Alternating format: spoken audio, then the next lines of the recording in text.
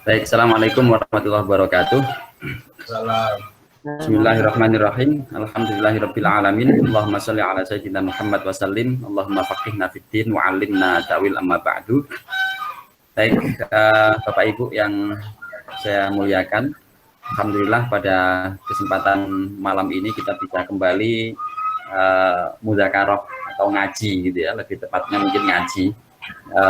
Saya tidak tahu apakah ini kalau saya kira ini saya lebih suka memposisikan malam ini dengan forum ngaji daripada mengaji, karena biasanya kalau kajian itu cenderung kita itu dengan buku yang kita kaji itu cenderung ada jarak gitu ya, kalau atau studinya jadi kritis banget gitu ya. Kemudian kalau kita mengaji itu biasanya kita cenderung mendekat dengan apa yang kita pelajari atau buku yang kita pelajari, makanya diji atau ya supaya ada ajinya gitu ya.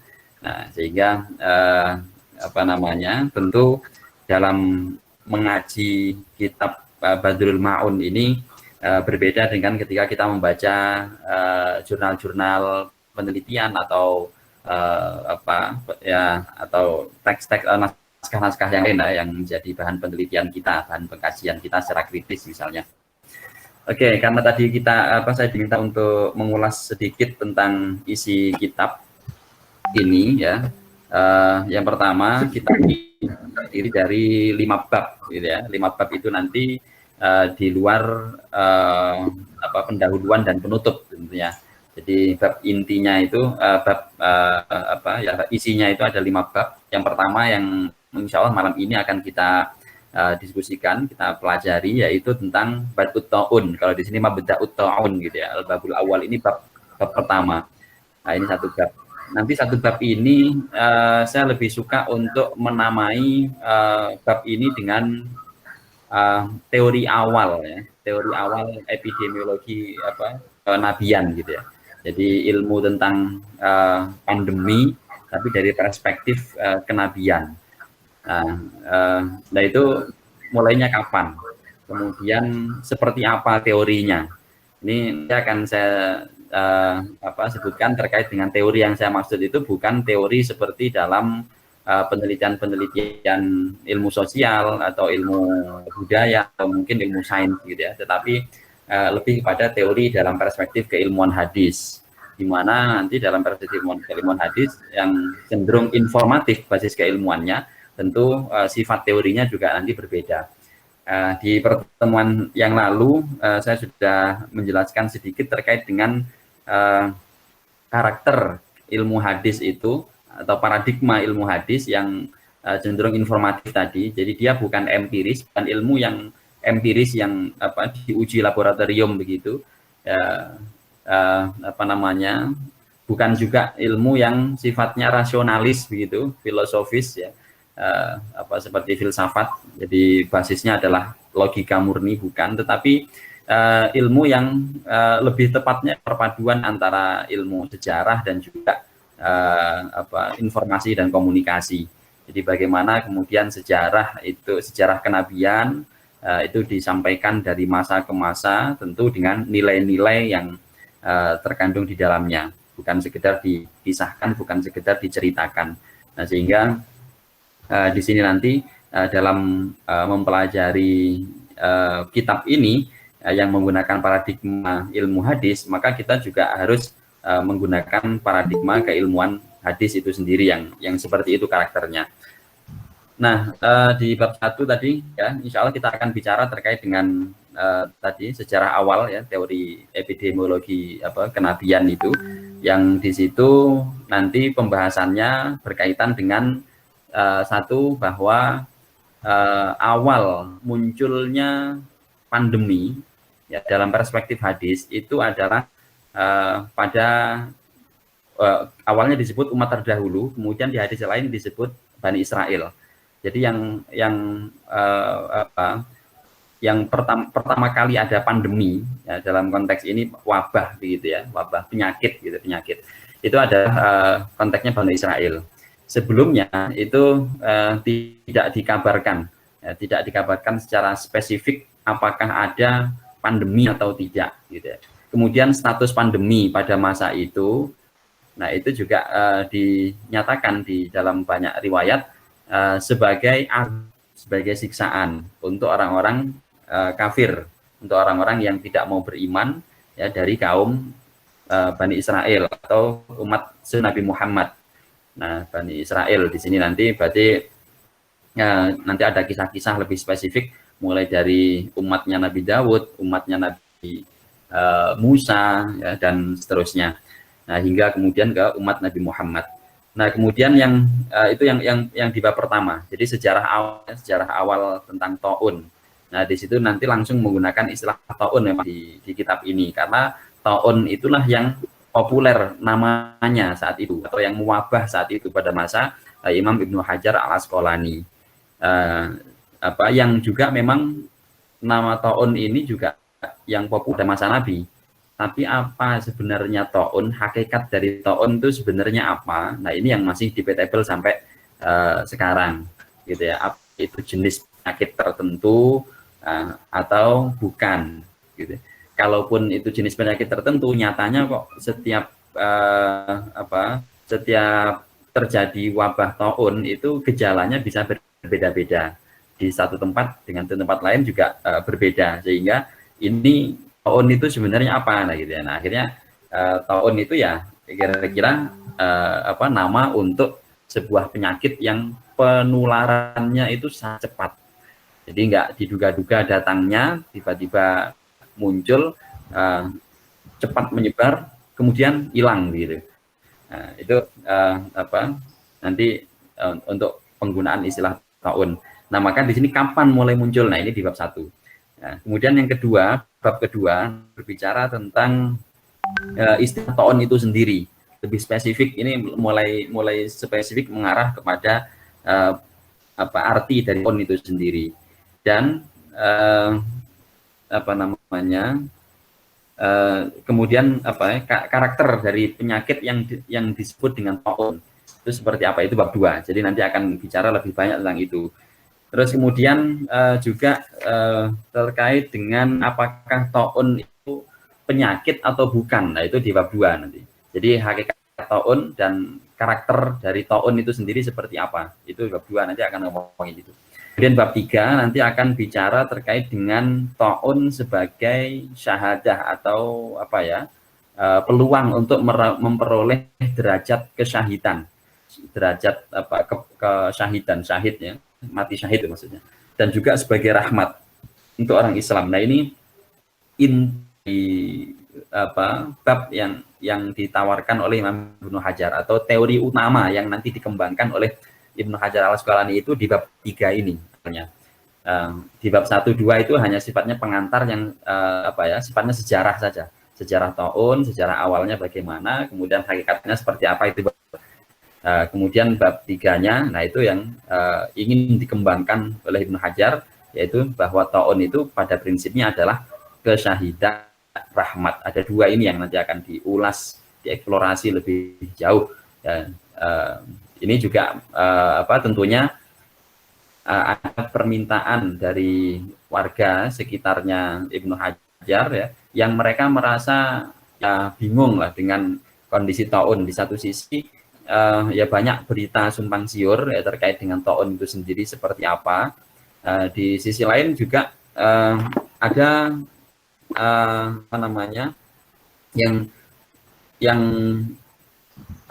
yang perlu untuk digali di balik adanya wabah taun itu sendiri. Apalagi Ibnu Hajar ini juga menjadi korban keganasan wabah taun. Di mana 3 punya meninggal ya. Beliau punya putri, punya anak 5, kemudian 3 diantaranya itu meninggal karena ya kena taun itu, positif taun. 1 di antara 3 putri yang meninggal tadi itu dalam keadaan hamil tua. Nah, sehingga praktis ya 4 dari orang kesayangannya itu meninggal karena taun. Nah, disinilah Ibnu Hajar kemudian mencoba ya di satu sisi menghibur diri lah gitu ya, ingin menghibur diri dan juga memberikan petunjuk kepada umat ya, bahwa taun sebenarnya apa, hakikatnya apa. apakah ini azab atau bukan. Kalau dibilang azab, kok ya banyak sahabat yang mulia, sahabat-sahabat Nabi yang besar, yang mereka orang baik-baik kok ya kena gitu. Kalau disebut azab, banyak juga ulama-ulama, bahkan ya misalnya putrinya Ibnu Hajar sendiri kok ya kena, ibaratnya masa kemudian orang akan bilang oh saya kena azab. Nah itu kan tidak bilang begitu. Nah ini kemudian beliau menggali sejarah kenabian, informasi-informasi dari Nabi terkait dengan taun itu hakikatnya apa kalau dalam Islam. Nah di sini nanti kita akan mulai lihat pergeseran dari teori awalnya taun hingga ke masa Islam, masa pra-Islam dan masa Islam. Itu ada perbedaan memang terkait dengan taun itu hakikatnya apa. Kemudian di bab keempat ini terkait dengan panduan teknis ya, bagaimana kita menghadapi atau apa yang harus kita lakukan, apa yang harus kita lakukan ketika daerah kita itu terkena wabah, ya wabah apapun di sini karena babnya kitabnya tentang taun ya taun gitu ya.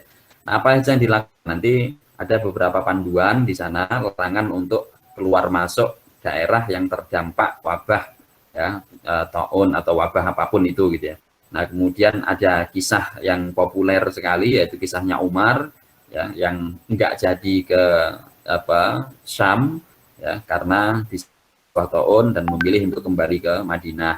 Nah kemudian dan juga ada penjelasan terkait dengan hikmah-hikmah larangan masuk ke daerah yang terdampak itu tadi apa saja.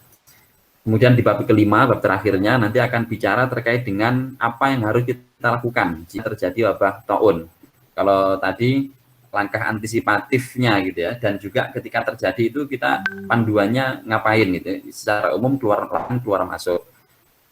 Kemudian yang di bab 5 itu apa yang harus kita lakukan sebagai diri pribadi atau lebih tepatnya kepada etika kepada korban gitu ya. Orang yang sudah kena taun atau daerah kita yang sudah terjangkit taun, nah ini etikanya kita itu harus ngapain saja gitu.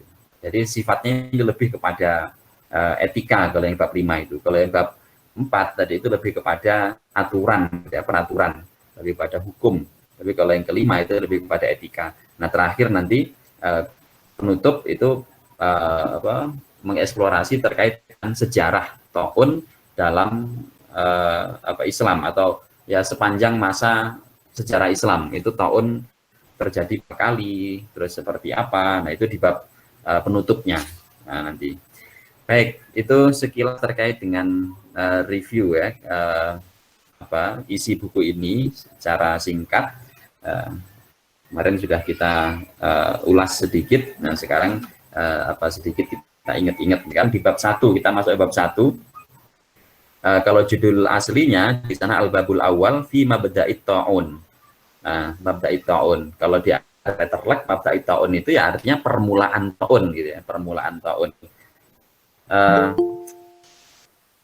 Saya lebih suka untuk tadi menyebut sebagai teori awal gitu ya. Teori awal dari atau sejarah awal lah ya. Sejarah awal epidemiologi kenabian tadi itu. Jadi bagaimana Nabi berbicara tentang pandemi, bagaimana Nabi berbicara tentang wabah, kemudian referensi yang dijadikan untuk berbicara wabah ya pada masa Islam awal itu apa yang dijadikan referensi? Karena lihat Al-Quran itu kan tidak berbicara secara spesifik ya terkait dengan wabah seperti ini.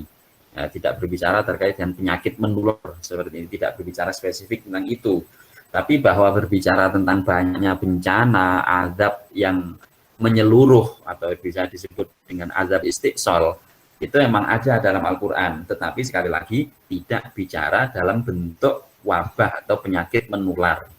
Nah itu yang dalam Al-Quran. Tapi Rasulullah nah itu kisah banyak terkait dengan apa yang menimpa umat terdahulu. Tentu ini ya termasuk bagian dari penafsiran terhadap ayat ayat yang berbicara bagaimana Allah menghancurkan umat terdahulu. Nah, ada yang dihancurkan sekaligus seperti kaum Samud, kaum Ad, ya, kaum Nuh. Nah, itu kan dihancurkan habis gitu ya.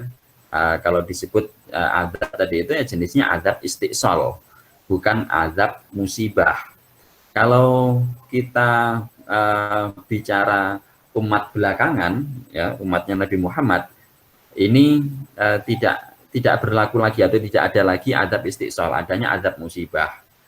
Nah, kalaupun itu disebut azab, jatuhnya azab musibah yang tidak mengenai seluruh umat, ya, tidak mengenai seluruh umat, tidak menghancurkan umat lah gitu ya.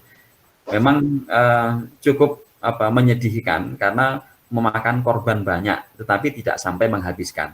Sehingga dari sini sebenarnya kita patut untuk optimis. Nanti ada bab khusus tentang itu ya, yang membahas tentang riwayat tentang itu. Bahwa tidak ada lagi sekarang itu namanya azabul istisal atau penghancuran umat itu tidak ada lagi kecuali nanti kiamat. Tapi kiamat itu hubungannya tidak dengan wabah, hubungannya memang ya berakhirnya dunia, gitu ya. Tapi kalau ini kan bicaranya terkait dengan wabah. Nah dari sini sebenarnya kita patut untuk optimis. Kenapa? Karena adanya wabah ini nggak mungkin kok menghancurkan negeri gitu ya, menghancurkan Indonesia bakal hancur lebur luluh lantak itu nggak mungkin gitu ya. Karena memang satu ini kalau secara teologis gitu ya, berdasarkan riwayat-riwayat atau hadis yang ada di kitab ini gitu ya. Nah itu tidak mungkin. Nah jadi tapi bahwa dampaknya akan berat ya, cuma tidak sampai kemudian menghancurkan seluruh umat gitu ya. Senegara insya Allah juga tidak, misalnya dengan adanya corona ini kemudian apakah se-Indonesia akan mati semua, insya Allah juga tidak. Jadi ini tidak seperti yang menimpa umat terdahulu. Nah, yang pertama coba kalau kita lihat di isinya fasal awal. Nah itu di bab 1 ini ada 4 fasal ya, ada 4 subbab. Subbab yang pertama itu menjelaskan tentang teori awalnya, teori awal taun. Nah, di teori awal taun itu sekali lagi tadi teori yang saya maksudnya teori dalam hadis yang sifatnya itu adalah berbasis periwayatan yang sahih ya. Jadi kalau dalam teori hadis itu intinya adalah harus berbasis riwayat. Dan riwayat itu basisnya juga harus sanad. Jadi tidak bisa berdasarkan asumsi atau sekedar logika, tidak bisa. Atau bahkan tidak bisa berdasarkan uji coba, ya, uji coba trial and error begitu tidak bisa. Jadi harus basisnya periwayatan dan periwayatannya harus sahih, periwayatannya pun harus berbasis sanad. Nah ini dari setiap generasi. Nah ini harus ada yang mengisahkan, dan yang mengisahkannya harus orang-orang yang otoritatif, teruji dari segi integritasnya maupun dari segi kapabilitasnya, kompetensinya dalam periwayatan hadis. Nah kemudian popularitas riwayatnya juga cukup baik, itu juga perlu ditinjau nanti. Makanya nanti di kitab ini akan menunjukkan ya seberapa populer sih teori-teori tentang taun ini nanti. Nah, kemudian berikutnya riwayat-riwayat itu juga harus diperoleh secara indrawi. Jadi nggak bisa berdasarkan logika tadi, nggak bisa berdasarkan ijtihad, nggak bisa berdasarkan penelitian. Yang bisa adalah berdasarkan riwayat tadi itu. Jadi melalui melihat langsung atau kalau tidak melalui mendengar.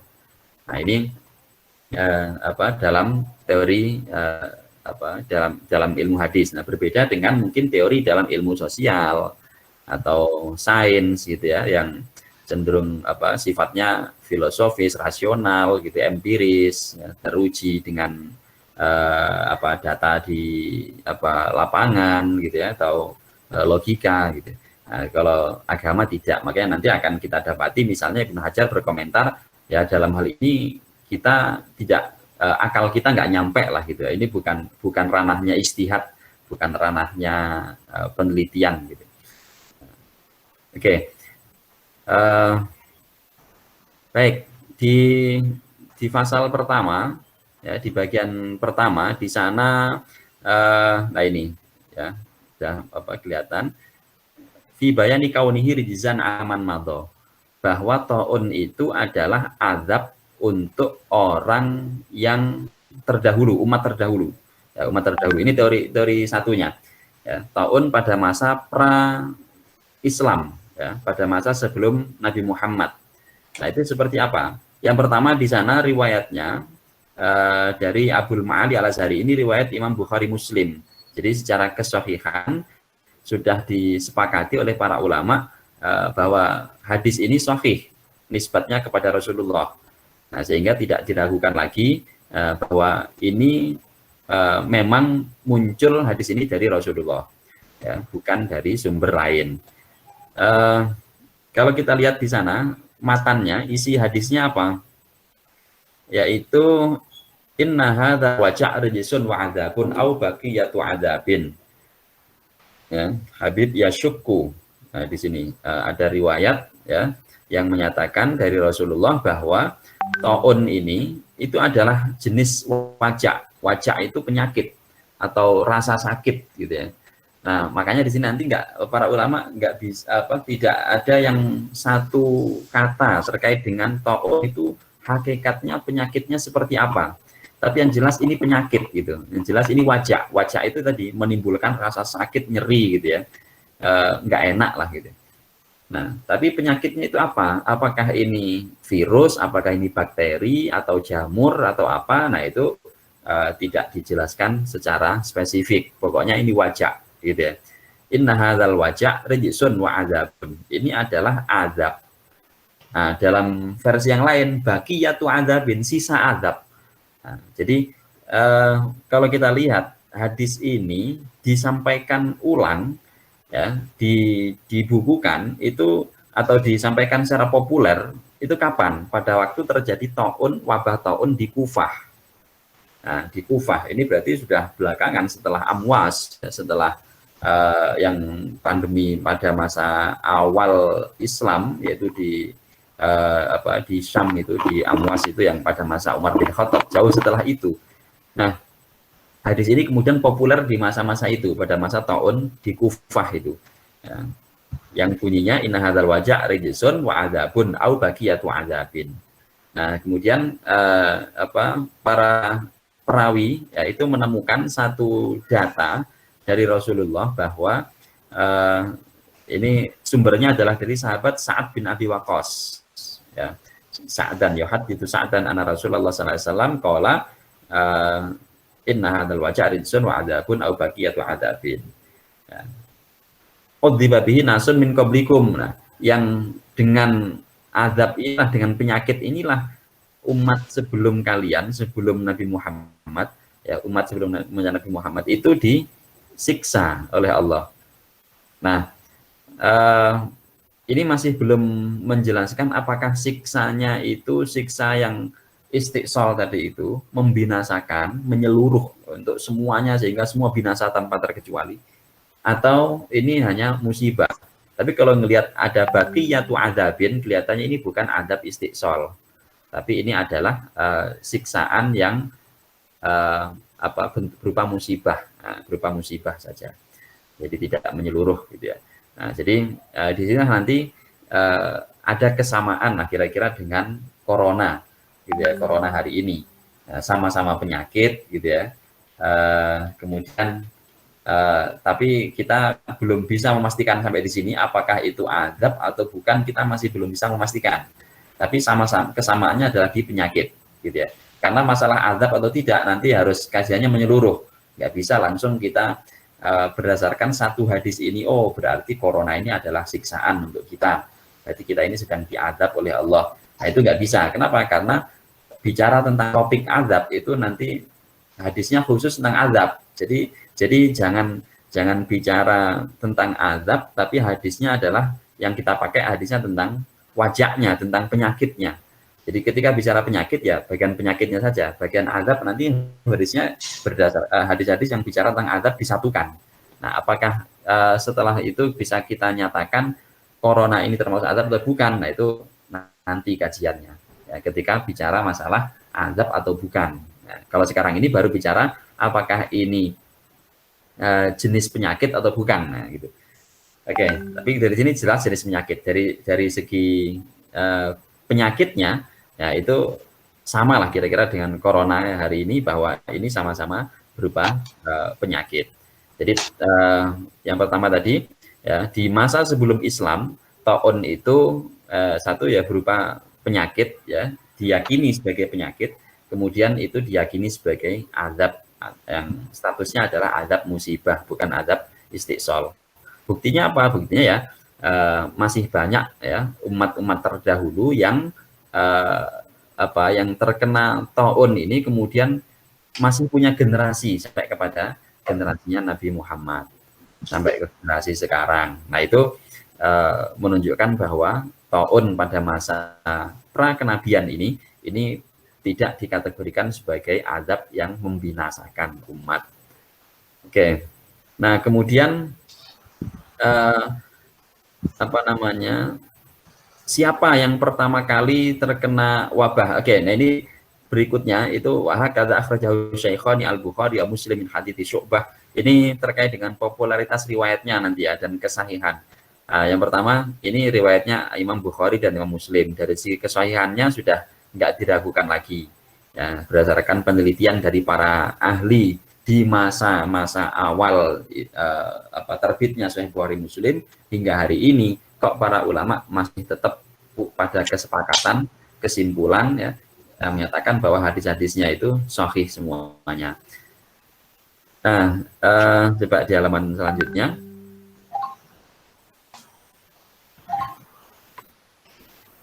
Nah, di halaman selanjutnya itu nanti kita akan ketemu dengan taun itu mulainya kapan atau menimpa siapa, gitu ya. Nah, di sana ada hadis dari Abul Faraj Ibnul Arabi. Abul Faraj Ibnul Arabi. Di halaman selanjutnya itu. Nah, kalau kita lihat di saya halamannya nggak muncul. Saya tadi sudah ngerangkum di catatan di note saya.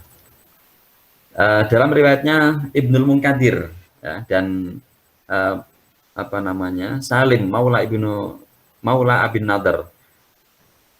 Ya, ini juga hadis riwayat Imam Bukhari dan Imam Muslim, bahwa yang dimaksud umat terdahulu itu siapa yang mendapatkan azab berupa taun ini, yaitu ternyata sebagian kaum Bani Israel. Nah itu wa'udziba bihi ba'du Bani Israel. Wa'udziba bihi ba'du Bani Israel. Jadi tidak azab istiqsal. Kan dari sini keterangannya jelas bahwa yang disiksa dengan taun itu adalah sebagian kaum Bani Israel saja. Nah, tidak semuanya, sehingga sebagian yang lain ada yang tidak disiksa. Artinya apa? Sebagian Bani Israel yang beriman, yaitu mereka tidak kena azab ini. Nah, bagi yang tidak beriman, yang kufur, bahkan menentang ajaran para nabinya, nah itu yang kemudian terkena azab. Ini teori awal ya, pra kenabian, sebelum Nabi Muhammad. Nah itu di subbab yang pertama. Berarti ada dua topik besar tadi yang disampaikan dari sekian banyak riwayat yang ada di situ. Yang pertama adalah penegasan bahwa taun itu penyakit. Yang kedua, statusnya sebagai azab untuk umat terdahulu, tapi azabnya bukan azab yang membinasakan seluruh umat, melainkan azab yang berupa musibah yang menimpa sebagian orang. Nah, yang ketiga, siapa yang diazab saat itu pada masa pra Nabi Muhammad itu, sebelum Nabi Muhammad, yaitu sebagian kaum Bani Israel. Sebagian ini siapa? Nah, sebagiannya adalah orang-orang yang kufur. Nah, informasi tadi itu sumbernya ya, dari 4 tokoh besar, ya, 4 tokoh besar yang mendengar dari Rasulullah langsung. Yang pertama Usamah bin Zaid. Nah, ini juga orang terdekatnya Rasul. Kemudian Sa'ad bin Abi Waqqas, Abdurrahman bin Auf, dan Khuzaimah bin Thabit. Nah, kemudian nanti ujungnya muaranya adalah ke Imam Bukhari dan Imam Muslim serta beberapa ulama lain. Artinya dari sini Imam Ibnu Hajar ingin menegaskan bahwa teori awal itu sangat kuat dan sahih menurut perspektif ilmu hadis. Nah, teorinya apa tadi? Teorinya adalah bahwa taun itu jenis penyakit ya yang dikirimkan oleh Allah sebagai azab untuk orang-orang kafir pada masa sebelum Nabi Muhammad, dan itu menimpa sebagian kaum Bani Israel. Oke ya, jelas ya sampai di situ ya. Di teori awalnya, awal munculnya taun. Jadi sejarah awalnya adalah Bani Israel. Kemudian di bagian kedua, pasal kedua, subbab yang kedua itu al-faslus tsani. Faslus tsani itu kalau di saya halaman berapa kitabnya ini?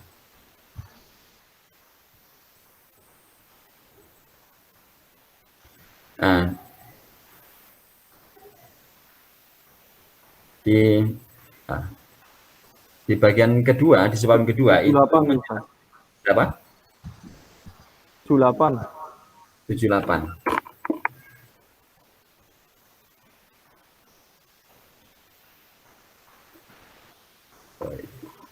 Baik. Nah, di bagian yang kedua ini nanti bicaranya mulai masuk ke taun pada masa Islam, pada masa Nabi Muhammad. Nah itu, taun pada masa umat Nabi Muhammad. Judul babnya Dzikrul Bayan bi anna taun innama kana adzaban 'alal kafarah fi man madha la 'alal muslimina minhum wa annahu limu'mini hadhil ummah ya, rahmatun wa syahadah. Nah itu. Nah, baik. Bahwa yang teori kedua itu menyatakan pada masa Islam ya, taun itu adalah sebagai rahmat dan syahadah, bukan lagi sebagai azab. Nah itu ada pergeseran, ada pergeseran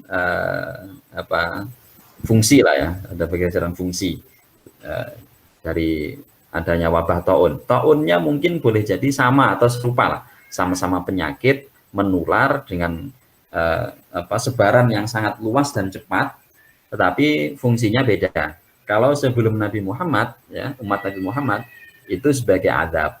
Tapi pada masa umat Nabi Muhammad ini sebagai syahadah dan rahmat. Tetapi juga perlu diingat, rahmat dan syahadah untuk siapa? Untuk orang-orang yang beriman. Nah, di sini nanti berarti taun secara tidak langsung itu adalah penguat keimanan sebenarnya. Nah, iman kepada apa? Satu, iman kepada Allah tentunya. Yang kedua, iman kepada apa lagi? Iman kepada takdir. Selama ini mungkin kita nggak pernah memikirkan bagaimana sih beriman kepada Allah itu seperti apa. Atau bagaimana sih kita caranya beriman kepada takdir itu seperti apa. Kita mungkin tahu dan mendengar atau paham dengan penjelasan-penjelasan tentang iman kepada Allah, iman kepada takdir. Tetapi kita belum pernah mungkin ya merasakan langsung bagaimana manisnya iman kepada Allah, bagaimana manisnya iman kepada takdirnya Allah. Nah, dengan adanya wabah seperti ini, kemudian kita bisa tahu, oh seperti ini rasanya iman kepada takdir itu begini. Oh seperti ini rasanya iman kepada Allah itu seperti ini. Nah, ketika kita dihadapkan dengan pandemi begini, kita itu masih kenal Allah atau enggak, gitu. Atau kita itu mulai merasa butuh enggak dengan Allah. Mungkin kalau enggak ada pandemi gini, kita tidak merasa butuh dengan Allah. Kebutuhan mas sebenarnya pasti iya dengan Allah itu, tapi kadang enggak merasa gitu. Nah, jadi kayak enggak perlu waspada, enggak perlu berdoa, enggak perlu berlindung kepada Allah. Nah, itu kalau nggak ada pandemi. Jadi semua berjalan seperti rutinitas kita, bangun, makan, mandi, kerja, pulang, tidur, gitu aja. Sehingga kita nggak pernah ada rasa khawatir, takut, memohon, berdoa, minta perlindungan, minta pertolongan kepada Allah itu menjadi terlupakan karena semua sudah menjadi rutinitas. Nah, dengan adanya pandemi, kita menjadi tahu semua bahwa Masya Allah semua orang menjadi tahu manisnya butuh dengan Allah itu seperti apa. Nah, kemudian yang kedua dengan qada dan qadar, takdir Allah. Mungkin selama ini kita selalu beriman kepada takdir Allah yang kita rasa enak, kita rasa nikmat. Nah, dan kita seolah-olah nggak berharap ya, atau tidak percaya lah, bahkan mungkin ada yang sampai level tidak percaya dengan takdir Allah yang rasanya nggak enak.